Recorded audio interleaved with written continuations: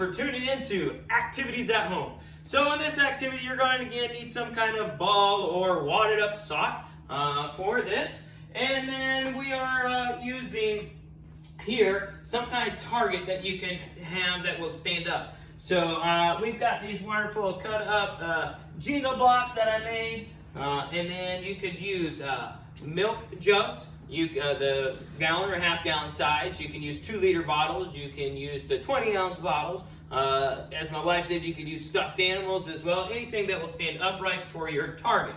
Now there's a couple different variations that I'm going to show, that you can do with this one. Not only we can change the skill, but we can also change the scoring system.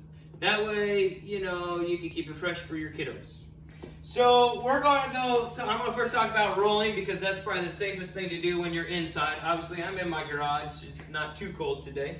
So we're going to work on rolling. As you're helping your kids, you want to make sure that we're also working on using the correct technique with rolling. So with rolling, we're going to bend those knees. We're going to swing that arm down and back behind our hip. And then we're going to step forward with that opposite foot, opposite of what you have in your hand. Okay, so then I'm going to make that step forward, and as I'm making that step forward, I swing that arm downward and release the ball and let it try to knock down my target. So I'm not going to tell specifically, yours might be different. So I'll bend, and I roll it on the ground, and I try to knock down the target.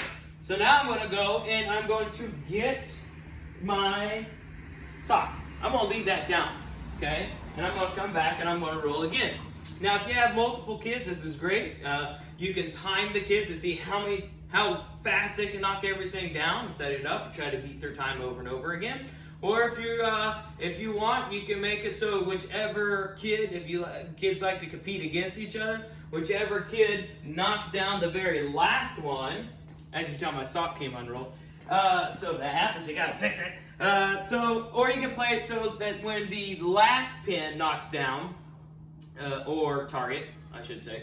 Whenever that last one knocks down, that's the kid that wins. You set it back up and you play again.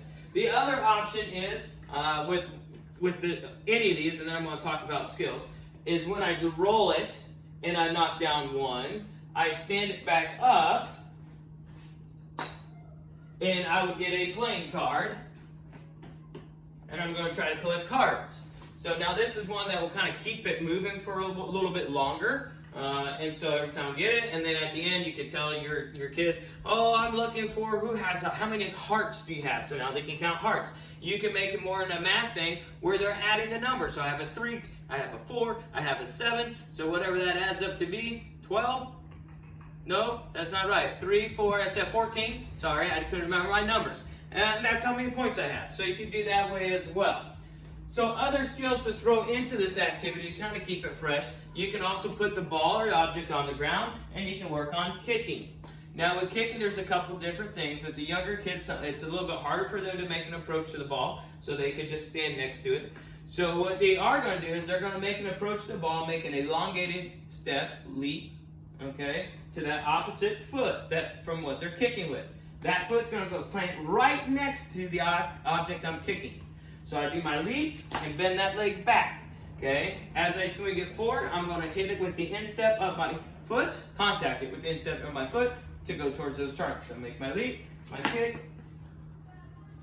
and my follow through. So I didn't knock anything down. Same rules as the other activity in terms of points and how you want to play it.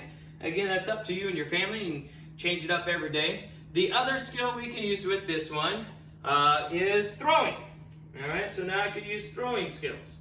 So I gotta wad this bad boy back up. If you saw how I was doing that, awesome. I probably should have told you how I was doing it just so you would know. Now throwing. Now with throwing, I have to turn my body side. I'm gonna go left-handed this time. I'm gonna turn my body sideways, and my shoulder is pointing. So the opposite shoulder of the hand I'm using to throw with. So I'm gonna get my arm up. I make what we call our T. And I'm going to rock and make my step. As I make my step, I'm going to then swing my arm down forward in that motion, trying to keep my elbow above my shoulder and lead with the elbow as I make my throw. Now, I'm not a left-handed thrower, so this might look kind of ugly. All right, so I do my step and my throw, rotating the hips. I forgot that part. Okay, rotate the hips as you make that throw. Same system in terms of scoring. Knock it down, you win. One last skill. this is one of those things that you can do multiple ways. Woohoo! All right, so another skill we can throw in this one is striking. All right, so all you friends that love to strike, if you have any rackets in your house, cool. You could use a broom, wherever my brooms are in here. You could use your hand as well. Okay, so you could do like a volleyball underhand serve. I'm going to step forward that opposite foot, swing that arm kind of like I'm rolling the ball. Swing the arm down and back, and when I contact for like an underhand serve, I want to use the heel of the hand. All right, when I make my contact. So I hold it out, I swing down back, I contact the ball, and try to knock down one of those targets. So there's multiple ways to do this, different variations, and using different skills. I hope that your kids will enjoy this one.